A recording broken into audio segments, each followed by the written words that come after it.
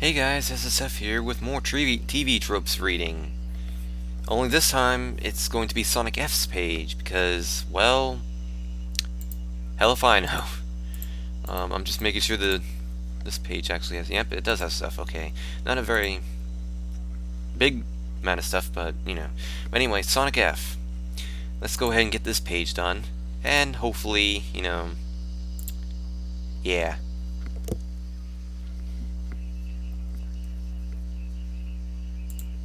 So, Sonic F. Now you know Sonic X, right? The fourth incarnation of the Blue Blur's animated adventures?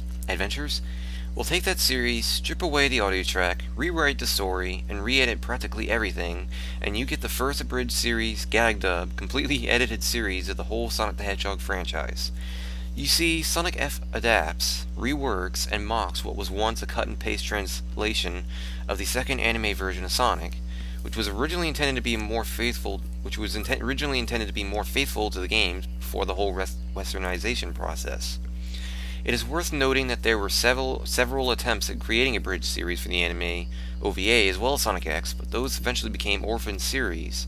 Therefore, the Sonic F series has transcended everything. Everything. Created by Cyberlink420 and GameBuddy123. Really, he doesn't go by GameBuddy123 anymore. As far as I know, he just usually goes as GameBuddy now. Just merely GameBuddy, really. Episodes are released under the banner of Sonic Paradox, the same Sonic Fanimation team responsible for the Sonic Short series. Check out their YouTube channel here and their Twitter account here. This abridged series provides examples of abridged series. Okay, so it doesn't say so in the title, but still. Actually pretty funny. Eggman, after having to cope with EU51's mishaps. Boys, fetch me my tools. Deco, but we're right here, your rottenness. Rimshot. Eggman, lass. Alright, I was a real genius for programming that one.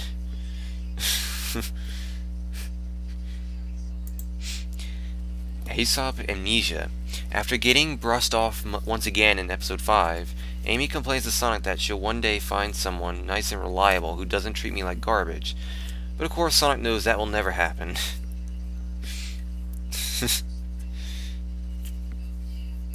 Yeah, pretty much. April Fool's Day, 2010, a Sonic plush dancing to music from Sonic Underground. 2011, uploaded a one-shot parody called My Little Pony Camerati Supernatural, which ran over the real episode and was popular enough to become its own series. Eggman, at last, that meddlesome hedgehog is dead, and the world is finally mine. And boy, was that ever an impressive victory. I'd hate to be the guy that wasn't there to see it. 2012, they did a Sonic Underground version of What the F Pokemon, seen here on the episode Friend or Foe. Pretty much. I do vaguely recall 2011, like, actually 2011, I recall it being a big thing, like, it was just, because, like, at the same time that was happening, the SP stream also had, that Sonic Pony looking thing, going on, and then at the same time, the Sonic Paradox forum page actually turned into a Pony Paradox look, mocking, you know, My Little Pony, the site. And it's funny enough, no one really remembers that because, well, it's the forums. But yeah, attention deficit. Oh, shiny. Yeah, I'm capable of this all the fucking time because, you know, I do have actual ADD. So brutally parodied. Chris, Cream, aren't you still mad about Cream? I'm only 6 years old. I have the attention span of a hamster, so I've forgotten why I was angry. Ooh, a shiny object.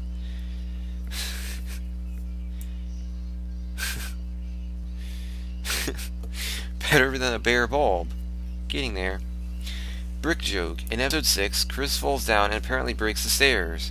In the very next episode, Sonic falls down the stairs and complains loudly while nobody has fixed him yet. Calling your attacks. Knuckles does this after playing too many fighting games, to the annoyance of Sonic. Oddly enough, the second time doesn't help Sonic avoid it, as he's too distracted to hear Knuckles screaming. Child hater. Mr. Stewart. Child abuse helps Amy get through the day. Pretty much. And it's funny, I think that joke was kinda vaguely referenced in the song in Volume 7. Ending theme, an a cappella rendition of the original Sonic 1 ending theme combined with Sonic's song from AOSTH makes for some crowning music of awesome. XP, Deco and Boku, I can never say their names right. Deco and Boko, right? For Scratch and Grinders respectively, even more so than in the source material. Deco, here's your card, your maliciousness. Francis Sonia. My words are just getting so much together. Fan and discontinuity. In universe, Knuckles adamantly insists that he has never owned a pet dinosaur. Foreshadowing, done at least once. Mercilessly lampshaded. I cannot speak worth of shit. Hammerspace, episode 5. Chris, where were you keeping that screwdriver? Tails, you're better off not knowing. Trust me. Ironic echo cut, done in episode 3. I have many names. Poor Ivo. Dr. Robotnik, my name is Dr. Eggman. Robotnik. Kindivore. Forget it. Incredibly lame pun. Episode 5. Sonic, now to do things old school. Spin dashes. Spin nice knowing you, Nux. Haha. Knuckles catches Sonic. That was terrible. Sonic, so is your mom. Jump physics. Sonic's illogically high jump attack. Take that, physics. Kent Brockman news. Scarlet tends to do this. Kid appeal character, lampshaded. Sonic, it's cream and cheese. Chris, friends of yours? Sonic, more like obligatory kid appeal characters. Pretty much. What? Leitmotiv? What? Mr. Stewart's thoughts are always accompanied by a remix of the Safe Room soundtrack from Resident Evil 3 Nemesis. Medium awareness, at least of the Sonic franchise. Examples are all over this page. Monster of the Week. Using the original, so it must be lampshaded here. Eggman, I'll be back, you lazy hedgehog, and then I'll be back again, and again and again each and every episode. Long live the Monster of the Week formula! Pretty much. Miss Fanservice. Rouge. Oh god, Rouge. I'm totally gonna be doing this as my normal Rouge voice. So here we go. Rouge. I can't believe they called me for this. No lines and I just sit here like some incredibly hot gargoyle? Oh, this is some bullshit. Whoa! Scarlet 2 apparently is Station Square's version of Robin Pepe, and that she's beautiful, works for a TV company, and their voices are actually kinda alike. Scarlet Garcia, news reporter in Station Square's sex symbol on the scene. So do I have to do that line with my Rouge voice? I may as well. Scarlet Garcia, news reporter in Station Square's sex symbol on the scene. I could totally see how that would actually be for Rouge. So, yeah. And earlier in the series, Dr. Eggman, and all shall kneel before my perfect follicles, especially Scarlet Garcia. Oh, fetish, I do love it when she kneels. Wow. No indoor voice. Danny. Only the worst video game characters would do it. Yeah, that's Ruchi for you. RGX. Off model. This series likes pointing out every example of this that it can find. One of Us. According to the commentary on My Little Pony, Camerati is supernatural. The creators are proud that Sonic F has its own TV Tropes page. Go figure. Original flavor. Several of the voices, Game Buddy in particular, makes an awesome drumming impression. Cross-dressing voices, Game Buddy's Cream, Kage's Tails, and Hinshin Joe's Ella. You can tell I'm a good follower of Sonic F, can you? I'm ashamed. Talking to himself. Sonic, Dr. Eggman, Cream, Chris, and Tanaka. I talk to myself all the time, so this is kinda, Tails and Rouge. Knuckles, Deco, and Ancient Flipsy. Amy, Scarlet Garcia, and Francis. Chuck and Boko. I like Big Boku and I can't lie. No. Okay, that was pitiful. I'm sorry. Ella and the President. Real men wear pink. Sonic, traveling to the mountains to sniff flowers. Truly, I am the epitome of manliness. Reverse polarity. Tails invokes this in episode 5. Tails. Now all I need to do is reroute the connection here and reverse the polarity. Oh. Shipper on deck. Amy writes Tails X Cream fanfiction. Tails is understandably not too happy about this. Shout out. Like many other abridged series, this pays homage to several other series. And in one episode, lampshades the entire content of completely original concept. The font, however, not so much. Narrator, spin dash. Badnik, ow my artificial intelligence. Sonic gets a feeling of deja vu when he encounters a broken bridge over a chasm because of what happened to Rainbow Dash in Kamen Supernatural. GLaDOS and the Turrets frequently make vocal cameos during Episode 2. Episode 4 also lampshaded the fact that Supersonic was inspired by the Z Super Saiyans where they float and glow with power. Chris, don't you think it sounds slightly reminiscent of Dragon Ball Everyone Else? Completely original concept. Chris, yeah, I suppose you guys are right. The usual intro was replaced with Dragon Soul to punctuate the joke. And in the stinger, this came. Text, we are officially changing our name to Team 4 Emerald, by the way. In the same episode, there's this. Construction worker. Fine, but if I find out that there's a dancing frog buried over here, you'll be hearing from the Union. Episode 6. Chuck talks about Mrs. Thorndike being so in demand that every rehab facility waits for her to slip up. Especially in recent times, does this remind you of anything? Chuck, and his mom's one of the most in-demand stars in Hollywood. Even the rehab facilities have to fight over her. In the same episode when Stewart is trying to get his class back. Stewart, yes, I know we're downtown, technically not in a neighborhood. Arg. Damn you, Neighborhood Watch Committee. Again in the same episode, there's a certain code which activates E51's personality wipe, but instead of sitting in a chair, becoming a blank state, you just have to say a certain set of numbers.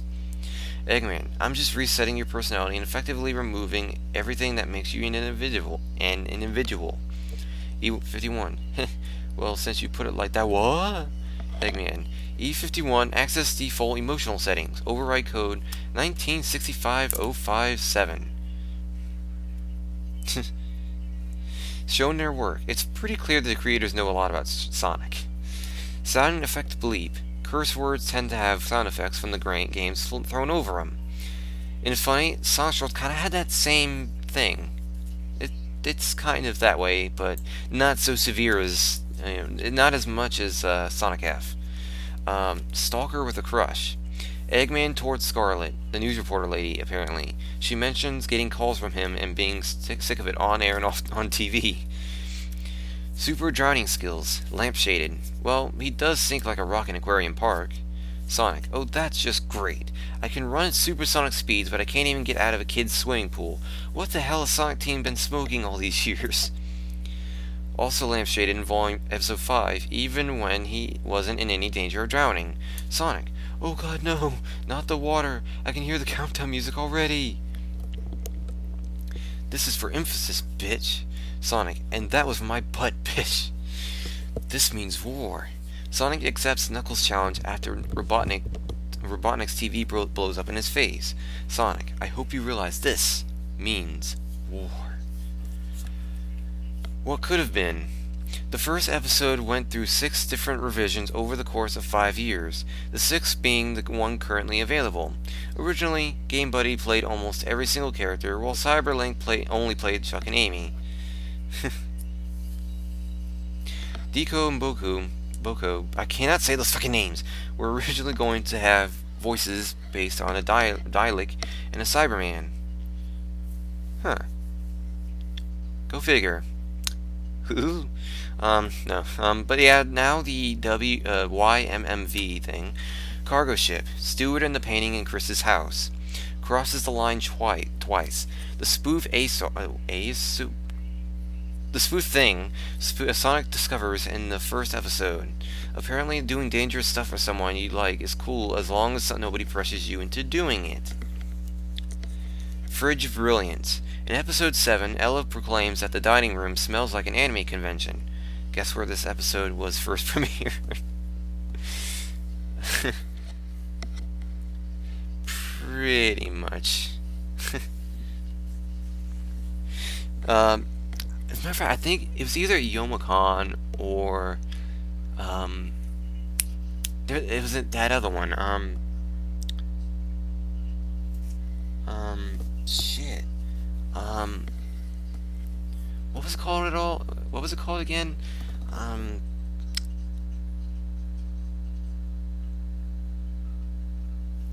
It was C something.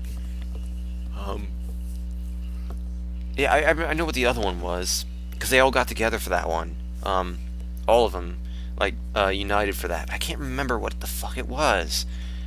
Was it called Canterlot Gardens? I want to say it was, but I can't remember. God damn, I'm a derp. Well, anyway, Mimetic Mutation. The Tailsol curse has been acknowledged here too. Ella, is that a Tailsol? What's a kid like you doing it with a demonic force like this? Yeah, pretty much. But yeah, you know. But yeah,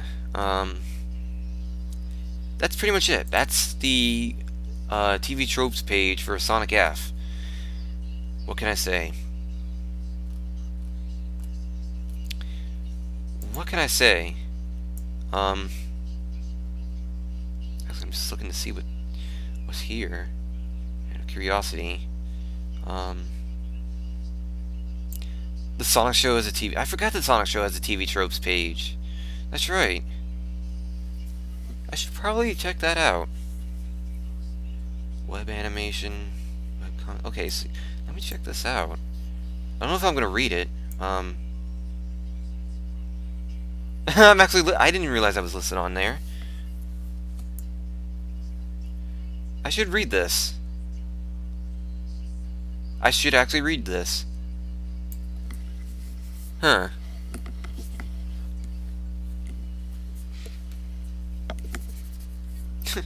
Go figure.